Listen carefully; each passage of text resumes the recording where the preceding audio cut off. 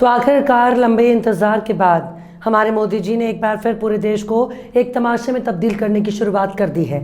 जिस तरह से हमारे मोदी जी ने ताली बजाने की मुहिम चलाई, जिस तरह से हमारे मोदी जी थाली बजाने की मुहिम चलाई, जिस तरह से हमारे मोदी जी ने मोमबत्ती और मोबाइल टॉर्च चलाने की मुहिम चलाई, जिस तरह से हमारे मोदी जी घंटी बजाने की मुहिम चलाई, जिस तरह से हमारे मोदी जी ने थैंक यू की मुहिम चलाई, अब हमारे मोदी जी ने पूरे देश को एक नई मुहिम में जोड़ दिया। क्योंकि ताली थाली बजाने के बाद, चम्मच कटोरी गिलास बजाने के बाद जिस तरह से हमारे मोदी जी ने पूरे देश का घंटा बजा दिया, जिस तरह से हमारे मोदी जी ने पूरे देश से कटोरी गिलास पीटने के बाद देश के हाथ में कटोरा थमा दिया, उससे तो यही लगता है कि चम्मच पीटने के बाद केवल चमचों के अच्छे दिन आए हैं, बाकी पूरे में कटोरा ही नज़र आ रहा है। लेकिन चम्मच कटोरी बेलन ताली थाली की अपार सफलता के बाद पेश है मोदी जी का सेल्फी अभियान।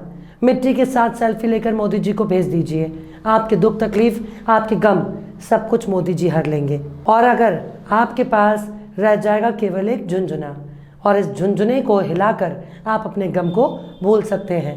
मोदी जी के झुनझुने से आपको नौकरी मिल जाएगी, मोदी जी के झुनझुने से आपकी रोटी मिल जाएगी, 1200 रुपये वाला गैस के बदले आपको 350 रुपये में मिल जाएगी। आटा दाल चावल की ज़रूरत नहीं पड़ेगी, क्योंकि मोदी जी का झुनझुना हिलाकर आप पेट भर जाएगा और इसी के साथ देश के तमाम मुद्दे खत्म हो जाएंगे। बहुत जादुई और चमत्कार से भरा हुआ है मोदी जी का झुनझुना, जिसे प्यार से सेल्फी कहा जा रहा है। तो ये सेल्फी क्या मणिपुर में काम आएगी, जहाँ 60,000 की आबादी अपने घर बार छोड़कर कैंप में रह रही है? क्या ये सेल्फी वो लोग को भी भेज सकते हैं जिनके हाथ में ऑटोमेटिक मशीन गन मौजूद है, जिनके हाथ में अत्याधुनिक हथियार मौजूद है?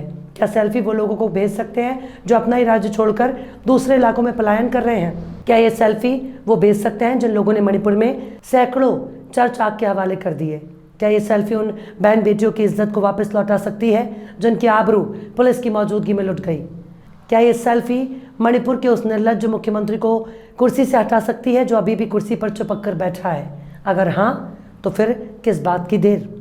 उठाओ ज़मीन की मिट्टी, ज़मीर बेचने वालों की शान में भेज दो सेल्फी, एयरपोर्ट बेचने वालों की शान में भेजें सेल्फी, आटा दाल रसोई गैस महंगा करने वालों की शान में खींचो सेल्फी और भेज दो हाकिमे वक्त को, क्योंकि तमाशा ही उनकी खुराक है, तमाशा ही उनकी ताकत है, तमाशा ही उनकी हिम्मत है।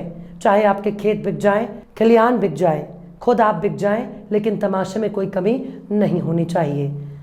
हाफिके वक्त का फरमान है कि मिट्टी उठाओ और सेल्फी भेजो, क्योंकि इसी सेल्फी से हमारे देश के सबसे यशस्वी प्रधानमंत्री बनाएंगे विकास का आचार। सलाम, नमस्ते, सत श्री अकाल। मैं हूँ आपके साथ हर्षिता मिश्रा और आप देख रहे हैं टाइम्स मेल। मोदी जी ने एक बार से हमारे देश को तमाशे में तब्दील करने के लिए नया अभियान चलाया, जिसका ताल्लुक मोदी जी के 2014 वाले किए गए वादे से बिल्कुल भी नहीं है, जिसका ताल्लुक मणिपुर की हिंसा से दूर दूर तक कोई नाता नहीं है। इस अभियान का ताल्लुक नोटबंदी से भी नहीं है। इस अभियान का ताल्लुक 2 करोड़ सालाना रोज़गार देने के वादे से बिल्कुल भी नहीं है। इस अभियान का ताल्लुक बेटी बचाओ किनारे से भी बिल्कुल नहीं है। इस अभियान का ताल्लुक रसोई गैस से तो बिल्कुल भी नहीं है। इसका ताल्लुक केवल एक ही ताल्लुक है, और वो मोदी जी की तीसरी बार की ताजपोशी। इसके लिए हमारे मोदी जी कुछ भी कर गुजरने के लिए तैयार हैं, बल्कि इसका ताल्लुक है मोदी जी के मन की बात से। दरअसल प्रधानमंत्री नरेंद्र मोदी ने 30 जुलाई को मन की बात कर रहे हैं। मन की बात के 103वें एपिसोड में मोदी जी ने देशवासियों से अपील की है 15 अगस्त से पहले देश की मिट्टी हाथ में लेकर शपथ लेते हुए सेल्फी अपलोड करें। पीएम मोदी ने कहा कि शहीद वीर वीरांगनाओं को सम्मान देने के लिए मेरी माटी मेरे देश अभियान शुरू किया जाएगा। पीएम मोदी ने कहा कि हमारे अमर बलिदानियों की याद में कार्यक्रम की शुरुआत की जाएगी। इस अभियान के तहत गांव-गांव, कोने-कोने से 7,500 कलश में माटी लेकर कलश यात्रा निकाली जाएगी। पेड़ भी लाए जाएंगे और इसी के साथ दिल्ली में अमृत वाटिका का निर्माण किया जाएगा। yuva.gov.in पर सभी लोग हाथ में देश की पवित्र मिट्टी को लेकर शपथ लेते हुए सेल्फी को अपलोड करें। हर घर तिरंगा अभियान इस बार फिर चलाया जाएगा। इसमें हमें आज़ादी के मूल्य का एहसास होगा। कुछ ही दिनों में 15 अगस्त को हम आज़ादी के महान त्यौहार का हिस्सा बनाएंगे। क्या सोच रहे हैं कि इस अभियान में हमारे देश का पूर्वोत्तर राज्य मणिपुर शामिल होगा? क्या इस अभियान में मणिपुर की औरतें, बच्चे और उन लोगों को शामिल किया जाएगा जिनके परिवार को आतंकियों की भीड़ ने खत्म कर दिया? पूरा मणिपुर अभी भी जल रहा है। विपक्ष के नेता मणिपुर चले गए, लेकिन हमारे मोदी जी के पास पूरी दुनिया घूमने का वक्त है, शहर दर शहर चुनावी प्रचार करने का वक्त है, लेकिन मणिपुर में जाने का वक्त नहीं है। अल्पसंख्यकों की आबादी कैंपों में रह रही है, लेकिन मोदी जी हाथ में मिट्टी लेकर आज़ादी का ख्वाब दिखा रहे हैं। जिस आज़ादी को हमारे पूर्वजों ने अपनी जान देकर हासिल किया, उसका एहसास हमारे प्रधानमंत्री कराना चाहते हैं, जिनके मातृ संगठन ने कभी उस आज़ादी को माना ही नहीं। तिरंगे का महत्व हमारे प्रधानमंत्री को सबसे पहले संघ को समझाना चाहिए, जिसने आज़ादी के दशकों बाद तिरंगे को अपनाया। मोदी जी ने जिस तरह के अब तक बयान दिए, उससे केवल एक ही बात सामने आती है, वो झूठ बोलने की आज़ादी चाहते हैं। वो बार बार और हर बार केवल झूठ बोलकर पूरे देश की नज़र में प्रधानमंत्री की कुर्सी का मजाक बना रहे हैं। तमाम आंकड़े बता रहे हैं कि मोदी जी अपने बयानों में किस हद तक झूठ बोल रहे हैं। वो पूरे देश को निजीकरण के रास्ते पर ले जा रहे हैं। इसलिए देश को बार बार गुमराह करने के लिए वो ऐसे ऐसे अभियान चला रहे हैं कि बस उनके अभियान में मस्त रहे और इसी तमाशे में जीने के आदी हो जाएं। ऐसे में उनके झूठ की पोल अभी हाल ही में खुली है। प्रधानमंत्री नरेंद्र मोदी ने बीते महीने अपनी अमेरिका यात्रा के दौरान भारत में शिक्षण संस्थाओं के बारे में कई बड़े बड़े हैरान करने वाले दावे किए, जो अपने आप में बहुत ही बड़ा झूठ नजर आ रहा था। उन्होंने 24 जून 2023 को वॉशिंगटन में कैनेडी सेंटर में बोलते हुए कहा कि आज भारत में हर साल एक नई IIT और एक नया IIM बन रहा है। हर हफ्ते एक नई यूनिवर्सिटी बन रही है। हर 2 दिन में एक नया कॉलेज बन रहा है। हर दिन एक नई ITI की स्थापना हो रही है। इसी मामले पर कांग्रेस ने 27 जुलाई को एक ट्वीट किया, जिसमें लिखा, प्रधानमंत्री इतना झूठ क्यों बोलते हैं। राज्यसभा में सरकार ने एक सवाल के जवाब में बताया, पिछले 5 साल में एक भी नया IIM और IIT नहीं बना। बीच बहस में शिक्षा मंत्री धर्मेंद्र प्रधान ने भी ताल ठोक दी और उन्होंने कांग्रेस के ट्वीट को रीट्वीट करते हुए आंकड़े दिए। देश में साल 2014 में कितने उच्च शिक्षण संस्थान थे और साल 2023 में कितने। उन्होंने ट्वीट में लिखा, साल 2014 में देश में 16 IIT थी और साल 2023 में 23 है। साल 2014 में देश में IIM की संख्या 13 थी और वर्ष 2023 में 20 है, जबकि साल 2014 में देश में IIT की संख्या 9 थी और 2023 में 25 है। कुल मिलाकर कह सकते हैं कि देश में उच्च शिक्षण संस्थाओं की संख्या को लेकर प्रधानमंत्री, कांग्रेस और शिक्षा मंत्री के बीच आरोप प्रत्यारोप का सिलसिला चल रहा है। अब सवाल ये उठता है, आखिर सच्चाई क्या है। देश में कुल कितने उच्चतर शिक्षण संस्थान हैं? क्या प्रधानमंत्री के दावे सही हैं? क्या सचमुच भाजपा कार्यकाल में हर हफ्ते एक यूनिवर्सिटी बना रही है? क्या वाकई हर साल एक IIT और IIM भी बनाया जा रहा है? चूँकि ट्विटर पर वार करने में बीजेपी का IT सेल सबका उस्ताद है, इसलिए ट्विटर पर कुछ भी बकवास की जा सकती है, लेकिन संसद को गुमराह नहीं किया जा सकता। जब राज्यसभा में सरकार से इस बारे में लिखित जवाब मांगा गया, तब पता चला मोदी जी का दावा बिल्कुल ही झूठ है। मानसून सत्र के दौरान शिक्षा राज्य मंत्री सुभाष सरकार ने 26 जुलाई 2023 को राज्यसभा में एक सवाल के जवाब में लिखित तौर पर बताया कि पिछले 5 सालों में देश में एक भी नया IIT और IIM नहीं बना। पर यह सब तो PM मोदी जी के झूठ केवल एक मिसाल है।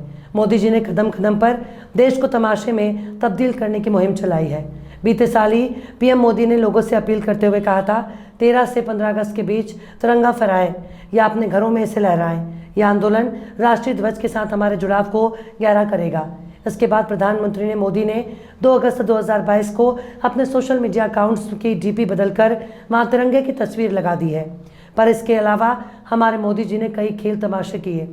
2020 में जब देश में कोरोना के मामले लगातार बढ़ रहे थे, तब प्रधानमंत्री नरेंद्र मोदी ने कोरोना वायरस महामारी को हराने के लिए देशवासियों से सामूहिक संकल्प का प्रदर्शन करने की अपील की। इसके तहत उन्होंने 5 अप्रैल 2020 को लोगों से अपने घर के बाहर आकर और घरों की लाइटें बंद कर आंगन, बालकनी या दरवाजे पर दिया और मोमबत्ती जलाने की अपील की। अपने पहले कार्यकाल के दौरान PM मोदी ने 2 अक्टूबर 2014 को स्वच्छ भारत अभियान शुरू किया।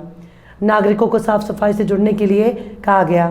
खुद हमारे मोदी जी झाड़ू लेकर सफाई पर निकल पड़े। कई नेताओं और मंत्रियों के लिए अलग से कचरे का इंतजाम किया गया और साफ सुथरी जगह पर कचरा फैलाकर उस पर झाड़ू फेरा गया। इसी तरह साल 2020 में PM मोदी ने वोकल फॉर लोकल का नारा दिया, जिसका मकसद विदेशी माल के बजाय देसी प्रोडक्ट को महत्व दिया जाए। लेकिन अब उसका नाम लेने वाला भी नहीं है। देसी की बात करने वाले PM मोदी के हाथ में नजर आने वाले मोबाइल भी विदेशी हैं, घड़ी भी विदेशी है, चश्मा और कलम भी विदेशी है। इसी तरह से उन्होंने बेटी बचाओ बेटी पढ़ाओ अभियान चलाया, जिसका पलीता खुद ही उन्हीं के राज्यों ने लगाना शुरू कर दिया। भाजपा के कई नेताओं पर बेटियों के बलात्कार का इल्ज़ाम है। स्वामी चिन्मयानंद, कुलदीप सेंगर और अभी हाल ही में भाजपा सांसद ब्रजभूषण ने बेटी बचाओ के नारे को खूब आगे बढ़ाया। पूरा देश इस वक्त मणिपुर की बात कर रहा है, लेकिन मोदी जी ने बार बार तमाशा दिखाना चाहते हैं। पूरे देश को उन्होंने सर्कस में तब्दील कर दिया। शायद तमाशा दिखाना ही उनका शौक बन चुका है। अब मिट्टी हाथ में लेकर सेल्फी भेजने का तमाशा शुरू हो गया। फिलहाल इस वीडियो में बस इतना ही। ये वीडियो आपको कैसा लगा कमेंट बॉक्स में ज़रूर बताइएगा। वीडियो पसंद आए तो लाइक करें। हमारे वीडियो लिंक को फेसबुक, ट्विटर, व्हाट्सएप पर अपने रिश्तेदार, यार, दोस्तों को भी शेयर करें। और बेबाक, निष्पक्ष, स्वतंत्र पत्रकारिता को सपोर्ट करने के लिए आप हमारे चैनल टाइम्स मेल को ज़रूर से सब्सक्राइब करें। और हाँ, बेल आइकन की घंटी वाली बटन भी आप ज़रूर से दबा दें ताकि आपको हमारे आने वाले नए वीडियो की नोटिफिकेशन फ़ौरन ही मिल जाए। फिर मिलता है किसी और वीडियो में एक नई खबर के साथ। हर्षिता मिश्रा को दीजिए इजाज़त। जय हिंद। तो देख लिया आपने हमारे इस वीडियो को। हमें उम्मीद है कि आपने हमारे वीडियो को लाइक किया होगा और दूसरों को भी शेयर किया होगा। अगर अभी तक आपने हमारे चैनल टाइम्स मेल को सब्सक्राइब नहीं किया है तो जल्दी से सब्सक्राइब कर